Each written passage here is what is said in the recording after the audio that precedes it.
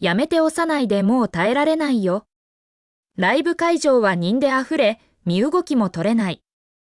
背後から男が絶え間なく私の背中に押し付けてくる。今日はミニスカートにティーバッグ。それがさらに状況を悪化させていた。男は私のスカートをめくり上げ、腰に密着してきた。場内の熱気が最高潮に達した瞬間、前方の観客が突如押し寄せ、私は一歩後ろに踏み出してしまった。身体が硬直した。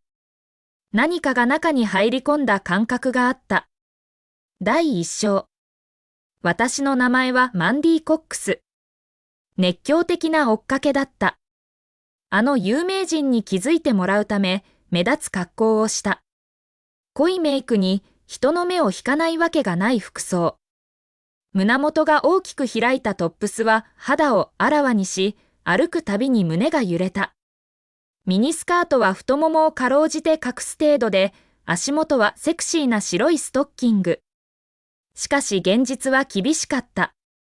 会場は身動きも取れないほど混雑し、私は人混みに飲み込まれてしまった。あの有名人が私に気づくことなどありえなかった。ダーリン、私を連れて行って。そんなことを叫んでしまった。まさか、この一言が間違った種類の注目を集めるとは思わなかった。有名人ではなく、卑劣な痴漢男の目を引いてしまったのだ。叫んだ直後、背後にいる男が何度も私に体をすりつけてくるのに気づいた。最初は気にしなかった。こんなに混雑していれば、偶然の接触は仕方ない。だが、その感覚は消えなかった。背後から何か硬いものが私のお尻に押し当てられ続ける。後ろに下がって、たまたま彼の手に当たったのだろうと思い、振り返って丁寧に謝った。ごめんなさい、ぶつかっちゃって。彼は一瞬止まり、それから下品な笑みを浮かべていった。大丈夫だよ。気にしないで。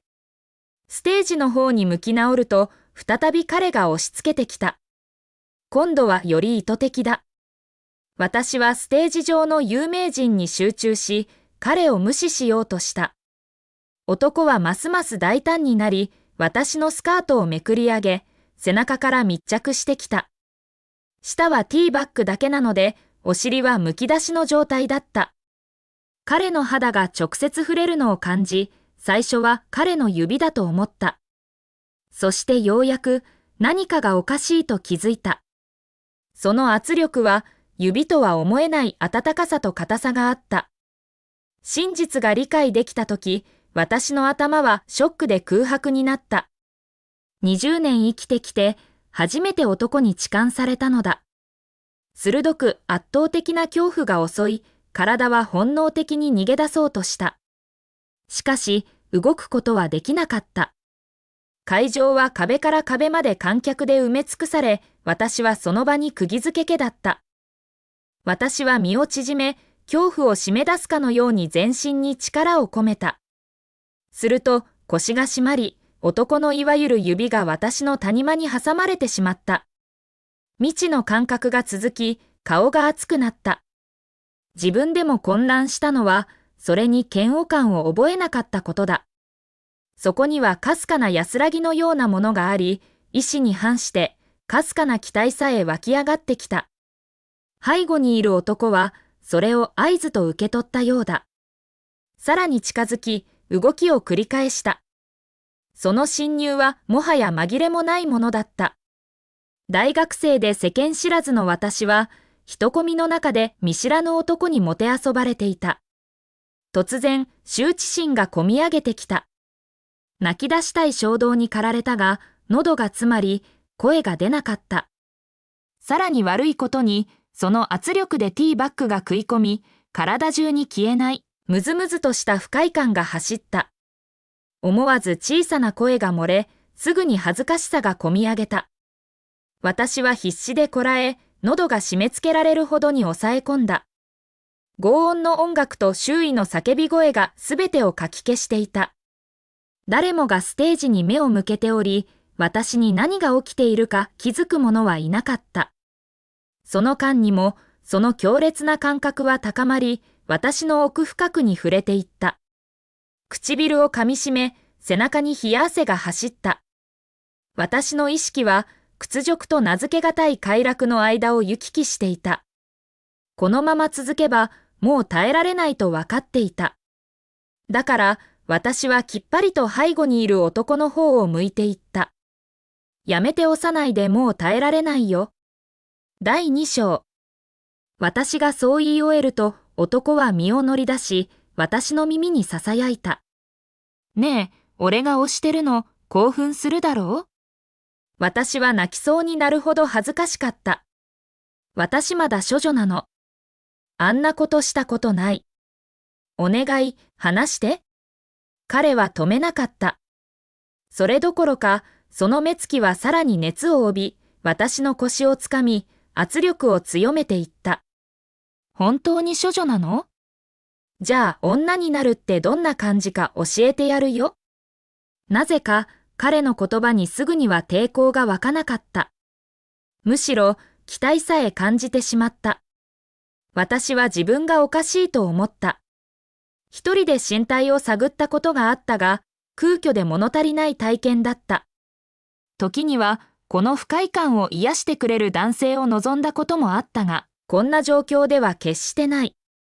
彼は前進を続け、その身体の執拗な動きが私のティーバッグに激しく迫ってきた。布地はすでに内側に押し込まれていた。ティーバッグはほとんど障壁にならず、彼のぬくもりは紛れもないものだった。感覚がゆっくりと波のように高まり、体を通り抜け、手足がふらついた。恐怖と期待が絡み合い、私の決意はそれらの間で揺らいでいた。彼は急がずに近づき、後ろから私を抱きしめ、手を腰から胸へと移動させた。彼の触れる手の圧力がすべてをさらに強烈にした。私はまるで身体がそれに屈していくかのように無力感を覚えた。男性にこんな風に触れられたのは初めてだった。自分の意志とは関係なく身体が反応するのも初めてだった。快楽は徐々に高まり、広がりながら私の抵抗をすり減らしていった。そして彼は私を離した。私はその感覚に身を任せかけていたので、彼の手が離れた瞬間、うつろでむき出しになったような気がした。しばらくして彼の手はさらに下へと滑り、私のスカートの下に入った。彼はティーバッグの端を摘み、そっと横にずらした。一瞬で私の最もプライベートな部分が空気にさらされた。ダメやめて、お願いだからと私は思わず口に出した。彼は相変わらず手で私のお尻を撫でながら、わざと私の身体を刺激した。わかってるよ。女がやめてっていう時は、いいよって意味なんだろ？私はほとんど息もできなかった。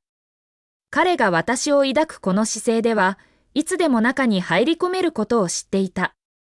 私は身体にぎゅっと力を入れ、締め付けた。そうしなければ、彼は強引に侵入する隙を与えることになる。男は落ち着いていた。彼は指を引っ掛け、ゆっくりと意図的にあの場所をもてあそった。その感覚は内側に突き刺さり、あまりにも強烈で、私の自制心はほとんど崩れそうだった。彼は指を私たちの間に上げ、その湿り気を確かめていった。いい加減にしろよ。こんな下着を履いてる時点でオープンなんだよ。見てみろよ、君はもう濡れてるじゃないか。無理するなよ。力を抜いて女になるってどんな感じか味わってみなよ。恥ずかしさが深まり、私は完全に晒し者にされた気分だった。ひどすぎるよ。私が助けを呼ぶって怖くないの？彼は少しも怖がっていなかった。むしろそのことでますます興奮しているようだった。どうぞ。君が声を枯らしても誰も気づかないさ。彼の言う通りだった。会場の騒音は圧倒的で、彼が私の耳元に口を寄せても言葉はほとんど聞き取れなかった。パニックと羞恥心が絡み合い、私の意思に反して身体が裏切り始め、私がこらえていた緊張がほぐれ始めた。ちょうどその時、ステージからの照明が私たちを包み、私たちの姿が巨大スクリーンに映し出された。男は私に密着し、両腕で私の身体を抱きしめた。見ている人たちには、私たちはカップルに見えたことだろう。ステージ上の有名人さえも合わせてくれた。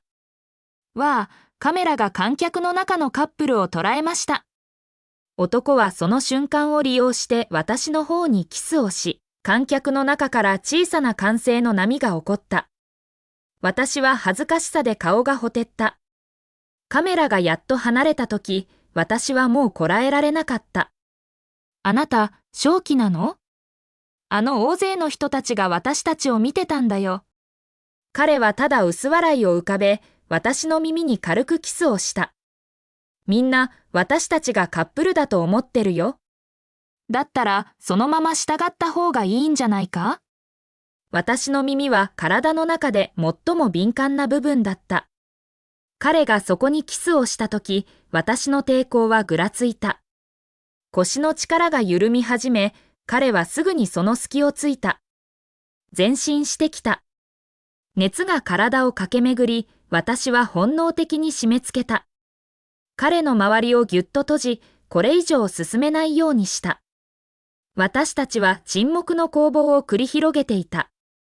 彼が明らかに優勢で、少しずつ前進し、私の最も敏感なポイントに到達した。このまま続けば、私は初体験を彼に奪われる。